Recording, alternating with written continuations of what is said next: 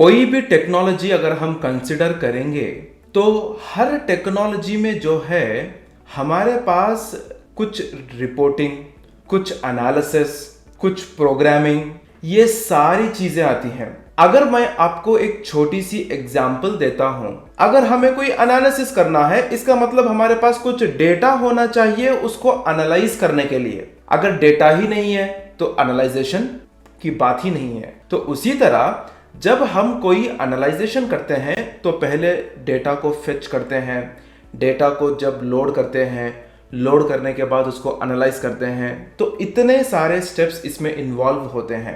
अगर मैं आपको एक छोटी सी एग्जांपल दूंगा, अगर आप पावर बीआई लीजिए या आप अज्योर लीजिए, आपको डेटा ट्रांसफॉर्मेशन करना है तो पहले अगर आप अज्योर की बात करूंगा तो उसमें स्टोरेज अकाउंट क्रिएट करना होगा, बाद में डेटा को लोड करना होगा, अपलोड करना होगा, बाद में आपको अज्योर डेटा फैक्ट्री में जाना होगा, वहां जाके डेटा ट्रांसफॉर्मेशन करना होगा। और उसी तरह अगर मैं पावर बीआई की बात करूंगा, आपको डेटा फेच करके एक्सट्रैक्ट करके डेटा को जो है आप पावर बीआई में लोड करके जब आप पावर क्वेरी एडिटर में जो है आप अपना डेटा ट्रांसफॉर्मेशन करेंगे और वहां जाकर आप एनालाइज करेंगे, बाद में आप डैक्स लिखेंगे, वो सब दूसरी बात है।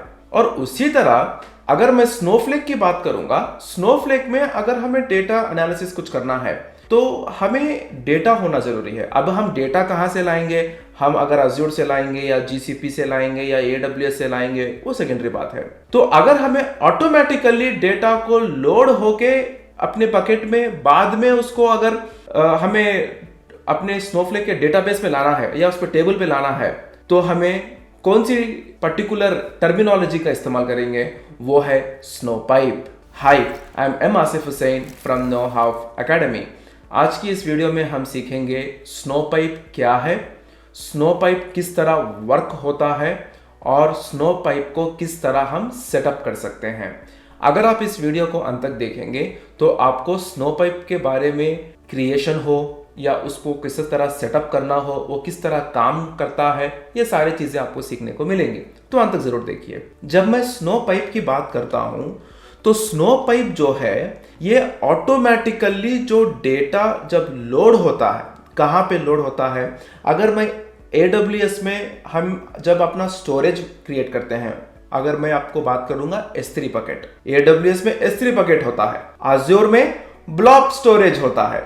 और उसी तरह जब हम ये पर्टिकुलर बकेट में, मैं यहाँ पे मेरे इस वीडियो में मैं एग्जांपल ले रहा हूँ AWS की, जो हम यूज करते हैं S3 बकेट। जब S3 बकेट में अगर कोई डेटा लोड होता है तो ऑटोमेटिकली जब डेटा लोड होगा तो जब एक नोटिफिकेशन आएगा, उस नोटिफिकेशन को कंसिडर करके स्नोपाइप क्या करेगा, ऑटोमेटिकली डेटा को जो है हमारे स्नोफ्लेक में जो डेटाबेस और जो टेबल है उसको वो पर्टिकुलर डेटा जो है भिजाएगा।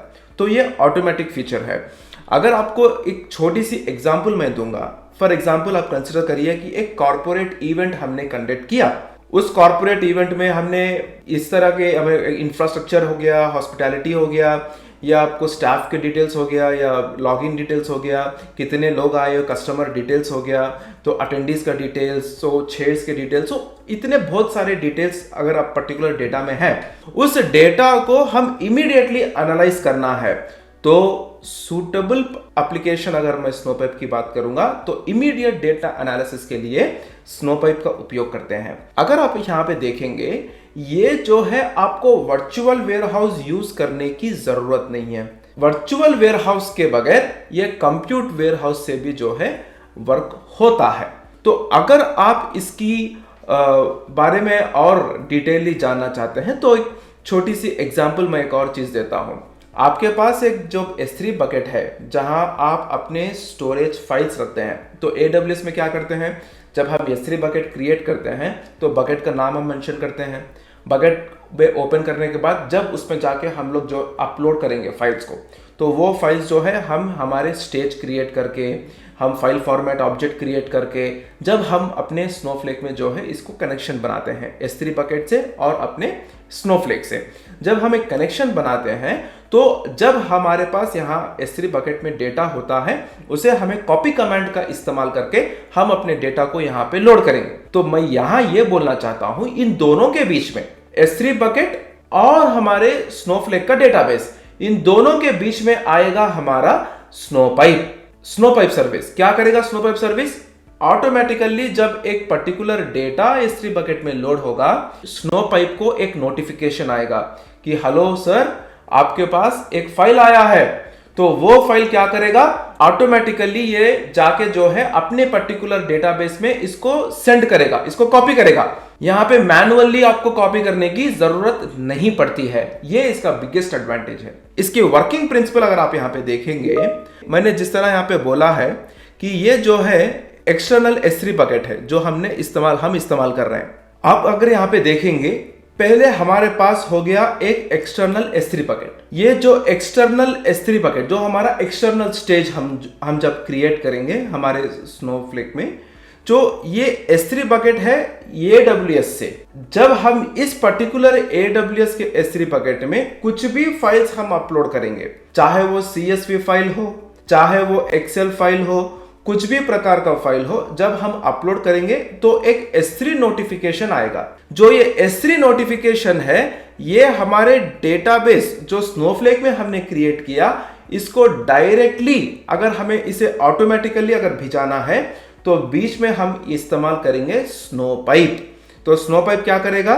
ये जो S3 नोटिफिकेशन आया है, इसको कंसीडर करके ऑटोमेटिकली डेटा को जो है हमारे स्नोफ्लेक के डेटाबेस में इसको भेजेगा, ताकि इसमें हम प्रॉपरली जो जल्द से जल्द जो है इसको हम एनालाइज कर सकें। तो एक यहाँ पे एक एडवांटेज इसका ये है। और अगर मैं यहाँ पे सेटअप की बात करूंगा तो पहले आता है एक स्टेज। और ये स्टेज हम किस लिए क्रिएट करते हैं? हम स्टेज क्रिएट करते हैं एक कनेक्शन बनाने के लिए। हमारे जो फाइल जो हम लोड करना चाहते हैं, चाहे वो जो हम प्रोवाइडर की बात करेंगे, तो वो चाहे AWS हो, चाहे वो Azure हो, चाहे वो GCP हो, कहां से भी क्यों ना हो, अगर हमें वहां से हमारे स्नोफ्लेक में अगर हम कुछ कनेक्शन बनाना चाहते हैं तो हम पहले इस्तेमाल करेंगे स्टेज का। तो इसलिए हम लोग स्टेज क्रिएट करते हैं। स्टेज क्रिएट करना बहुत आसान है। अगर आप SQL सर्वर की क्वेरी की बात करेंगे, अगर आप टेबल को क्रिएट करना है, क्रिएट टेबल नेम, उसी तरह क्रिएट स्टेज, और अब यहां पे यूज करेंगे क्रिएट और रिप्लेस स्टेज। क्रिएट और रिप्लेस स्टेज, अपने स्टेज का नाम, जो भी डेटाबेस से हम इसको कनेक्ट करना चाहते हैं, तो वो हमारा पहला कनेक्टिविटी होता है। जो हमें कनेक्शन बनाना है वो है क्रिएट स्टेज। स्टेज को क्रिएट करने के बाद हम कॉपी कमांड का इस्तेमाल करके इसको टेस्ट करेंगे कि ये जो कनेक्शन हमने बनाया है, क्या वो कनेक्शन सक्सेसफुली एग्जीक्यूट हो रहा है या इसमें कोई एरर्स आ रहे हैं। अगर इसमें एरर्स आ रहे हैं तो हमने कुछ गलती किया है स्टेज क्रिएट करने में। चाहे वो डिलिमिटर क्यों ना हो, चाहे वो टाइप क्यों ना हो, चाहे वो प्रोवाइडर का नाम क्यों ना हो, या चाहे वो लोकेशन का लिंक क्यों ना हो, कुछ भी हो सकता है। वो हम यहाँ पे फोकस करके देखना होगा कि ये जो टेस्ट करके देखना होगा कि हमने जो कनेक्शन बनाया है, जो स्टेज बनाया है, क्या वो कनेक्शन सक्सेसफुल है या नहीं है। ऑलराइट, तो अभी हम एक तीसरी स्टेप अगर मैं यहां पे देखूंगा तो यहां पे है पाइप। कॉपी कमांड इस्तेमाल करके हमने टेस्ट कर लिया, लेकिन अभी हम जो है पाइप को क्रिएट करेंगे। तो किससे क्रिएट करेंगे? कॉपी कमांड का इस्तेमाल करके हम एक पाइप को क्रिएट करेंगे एज एन ऑब्जेक्ट। तो यही पाइप क्या करेगा, जब हमारा डेटा S3 बकेट में लोड होगा तो ऑटोमेटिकली जो है वो यहाँ पे हमारे स्नोफ्लेक डेटाबेस में इसको पहुंचाएगा। तो उसके लिए हम एक पाइप को क्रिएट करना है, उसे हमें कहते हैं स्नो पाइप। सो एक पाइप को क्रिएट करना होगा। तो किससे क्रिएट करते हैं? कॉपी कमांड का इस्तेमाल करके जो है यहां पे आप एक पाइप क्रिएट करते हैं। पाइप क्रिएट करने के बाद आपको आएगा S3 नोटिफिकेशन। ये S3 नोटिफिकेशन जो है हमें एनेबल करना है, ये ऑटोमेटिकली नहीं होता। S3 नोटिफिकेशन हम जाकर जो है अपने AWS में इसको एनेबल करना है, ताकि ये हमें बताएगा कि चलो यहाँ पे कुछ पर्टिकुलर आपके बकेट में कुछ डेटा अपलोड हुए हैं, कुछ डेटा अपलोड हुआ है जो आप अपने ट्रांसफॉर्मेशन के लिए, अपने एनालिसिस के लिए इसको इस्तेमाल कर सकते हैं। तो इसके लिए जो है हमें S3 नोटिफिकेशन को एनेबल करके उसे ट्रिगर करना होगा हमारे स्नोफ्लेक में। ये होते हैं 4 स्टेप्स आपको एक स्नो पाइप को सेटअप करने में। जब आप ये 4 स्टेप्स को क्रिएट करेंगे या फॉलो करेंगे तो आपको जो है एक स्नो पाइप क्रिएट होगा, जहां पे आपको एक virtual warehouse separate create करके उसको इस्तेमाल करने से बगैर जो already existing compute warehouse हो गया, आप कोई भी वेयर हाउस आप रेगुलरली यूज करते हैं तो उस पे जो है आप इस पर्टिकुलर स्नो पाइप का इस्तेमाल कर सकते हैं। तो आज की इस वीडियो में हमने देखा है कि स्नो पाइप क्या है, इसका सेटअप हम किस तरह कर सकते हैं और ये किस तरह वर्क हो सकता है। Thank you for choosing know how academy as your source for IT knowledge. अगर आपको इस वीडियो से कुछ भी प्रश्न हो तो आप इस वीडियो के कमेंट सेक्शन में आप अपना प्रश्न पूछ सकते हैं ताकि हम उसका जवाब दे सकें। धन्यवाद।